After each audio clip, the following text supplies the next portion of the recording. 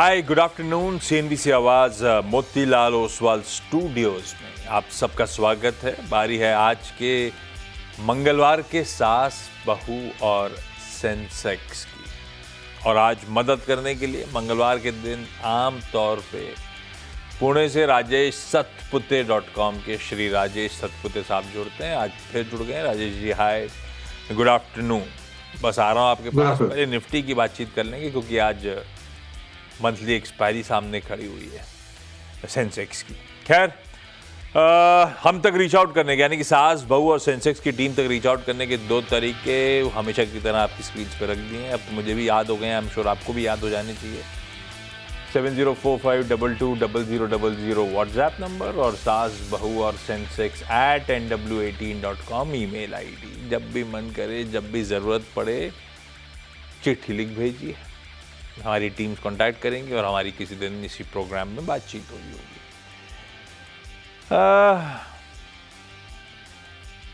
आज पता नहीं क्यों जहन में आ रहा था, शुरू में गलत बोलने वाला था मैं, फिर कंट्रोल कर लिया। गलत क्या बोलने वाला था, बह गया था। वैसे फिट भी था, सास बहू और सतपुते, ये भी फिट है शो में।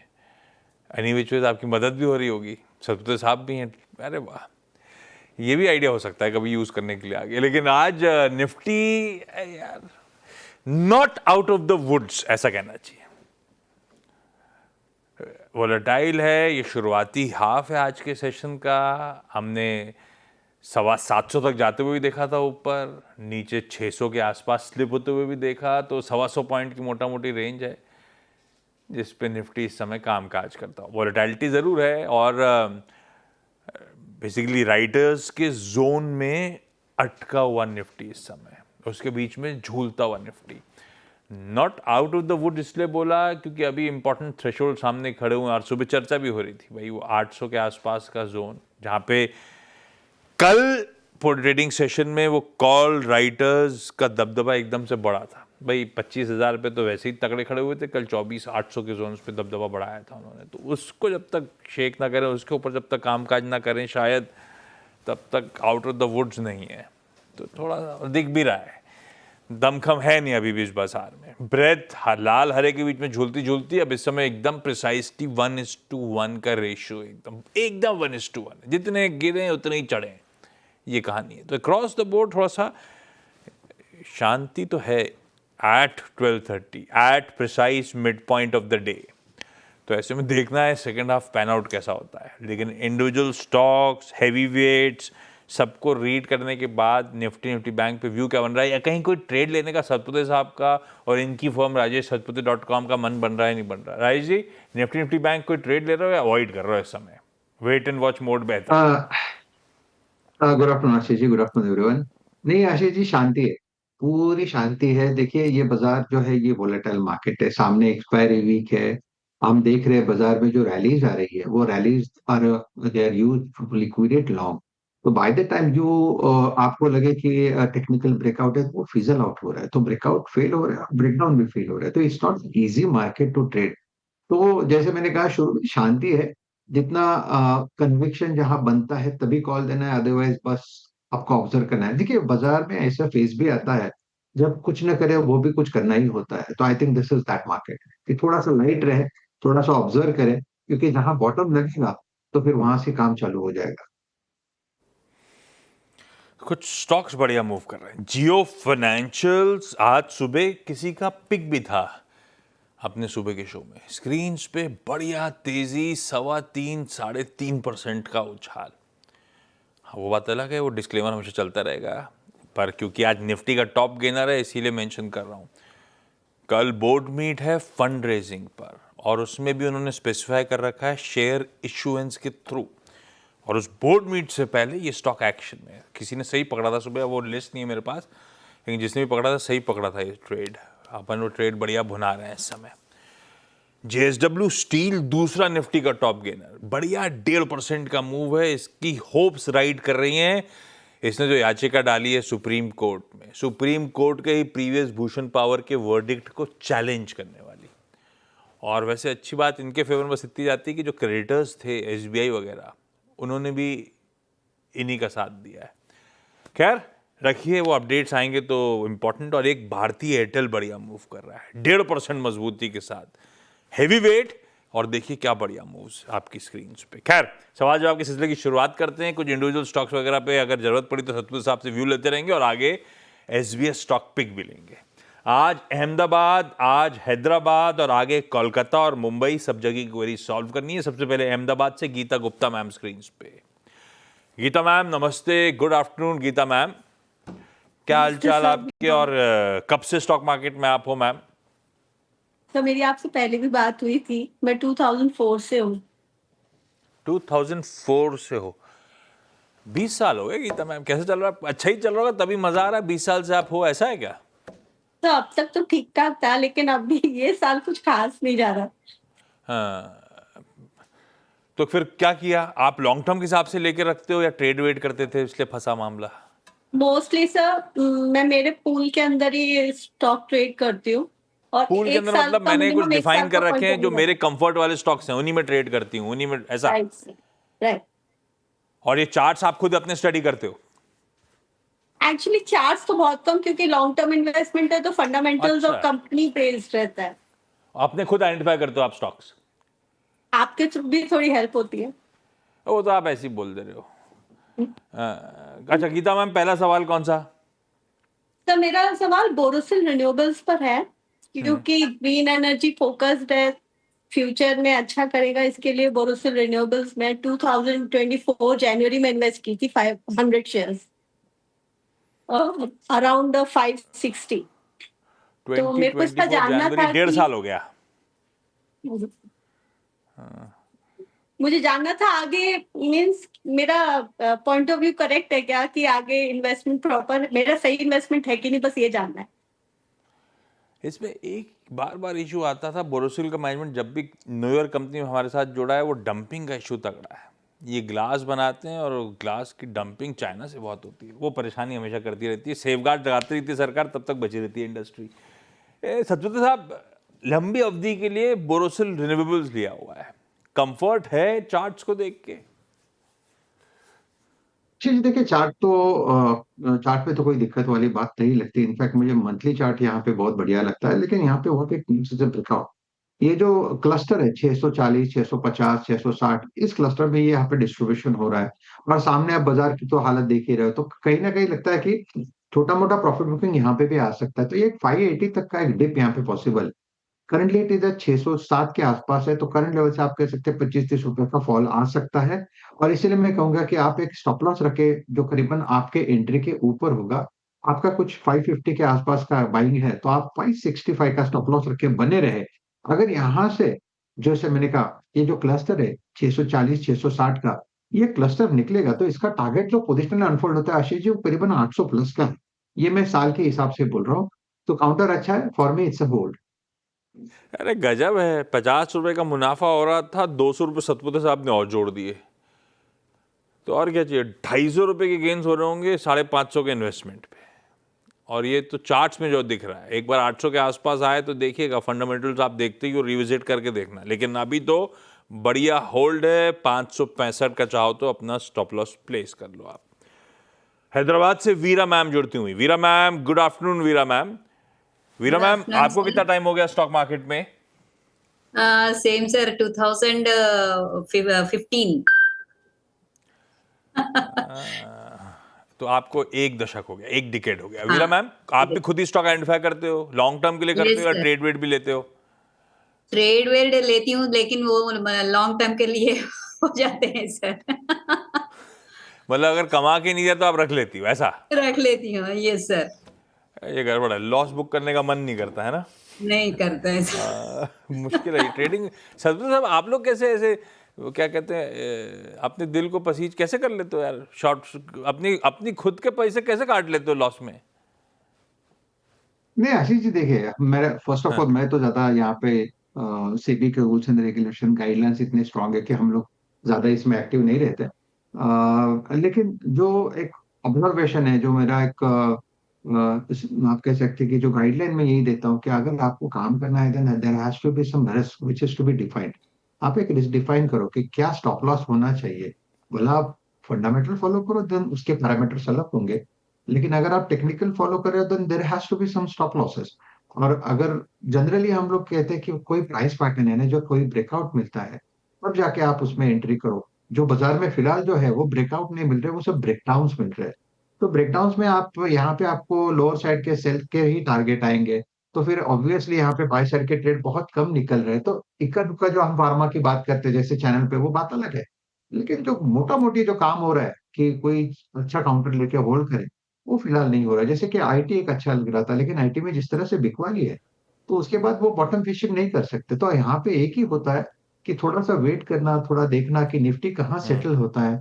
और जहां से आप कह सकते हैं कि जहां से फिर से एक रिकवरी मिले, रिवर्सल दिखने लगे जिसके टेक्निकल पैरामीटर भी है, फिर हम लोग वहां पे बाइंग चालू करते हैं। लेकिन फिलहाल तो आई थिंक बाजार देखते तो it's clearly hold, at least till expiry it's hold. Veera ma'am, पहला सवाल। सर M&M फिनेंस के लिए सो है 500 shares at the rate of 270।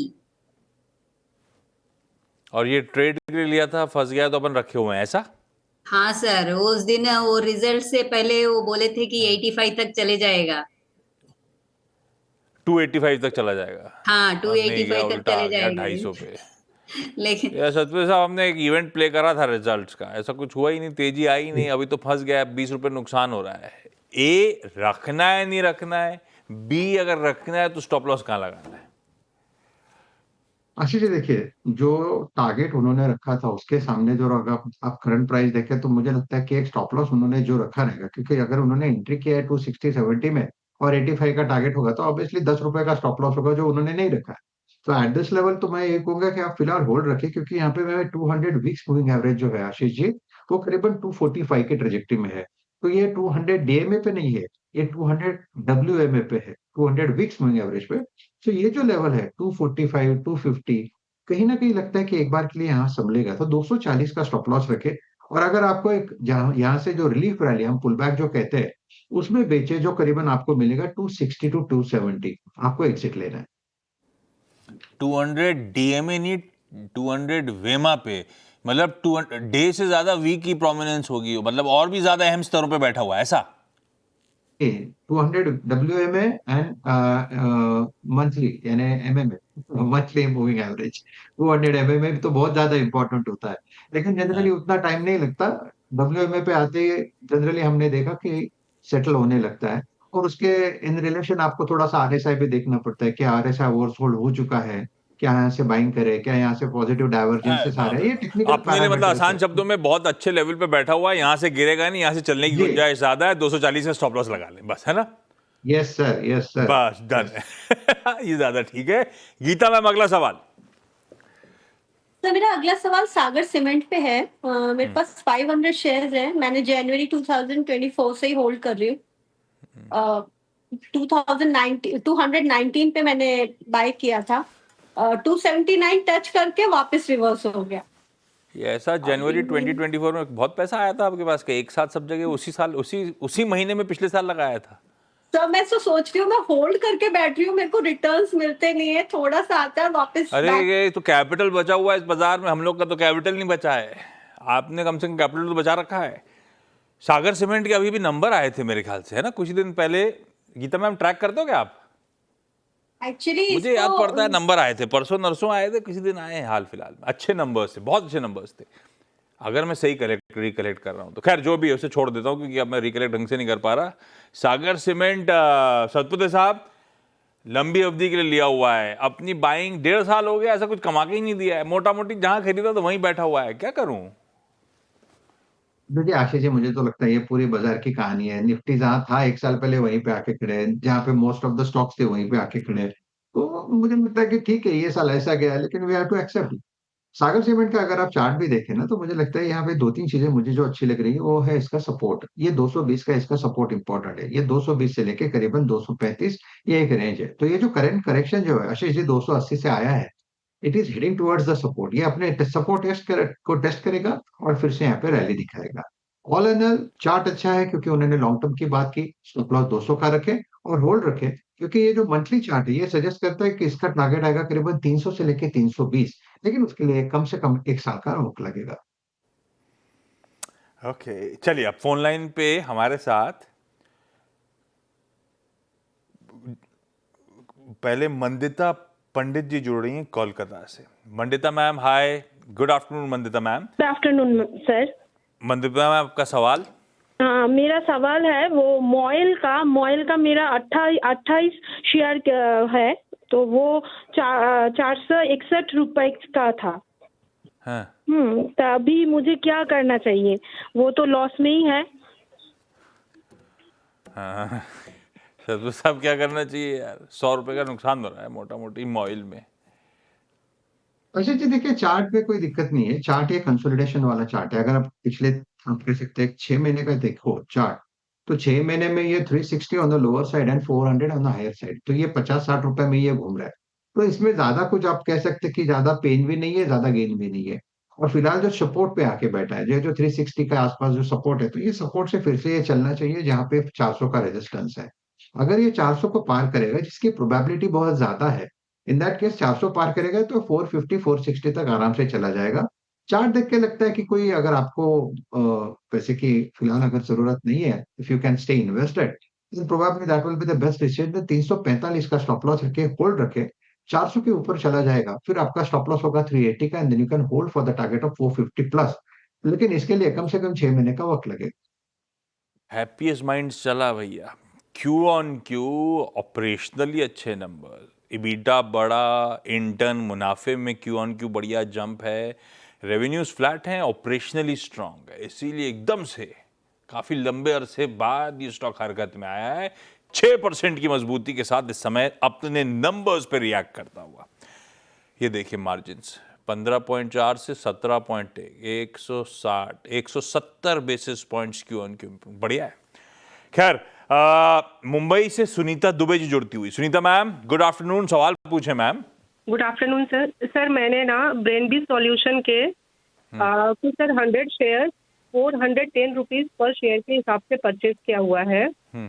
और सर मैंने 4 कंपनी के लिया है, तो 1 to 1 बताऊं या फिर? ये ब्रेन बीज लिया था लॉन्ग टर्म के हिसाब से, ऐसा? सर लॉन्ग टर्म के हिसाब से तो नहीं लिया था, लेकिन ये था कि 2-3 महीने में निकाल दूंगे। लेकिन और जब कितना से लिया टाइम है हो गया रखे हुए? सर, मतलब ऑलमोस्ट 1 मंथ होने को आया। जब से लिया है सर, वो डे बाय डे डाउन ही जा रहा है।